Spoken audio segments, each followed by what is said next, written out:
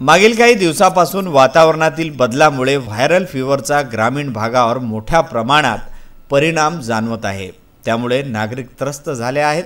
चुरणी ग्रामीण रुग्णालयात सर्दी, खोकला, डोकेदुखी, हातपाय दुखणे, ताप असे विविध रुग्ण या रुग्णालयात दाखल झाले आहे। चुरणी रुग्णालयामध्ये रुग्णांची गर्दी आहे। औषध साठा भरपूर प्रमाणात उपलब्ध आहे अशी माहिती चुरणी येथील वैद्यकीय अधिकारी यांनी व्हीसीएन न्यूजशी बोलताना दिली। सध्या आमच्या हॉस्पिटलला तापाचे, सर्दी, खोकल्याचे पेशंट्स खूप जास्त येत आहेत, कारण सध्या साथीचे रोग खूप वाढत आहेत आणि त्यासाठी कोप करायसाठी आमच्याकडे औषधी साठा खूप बरोबर व्यवस्थित आहे, पूर्ण औषधी साठा।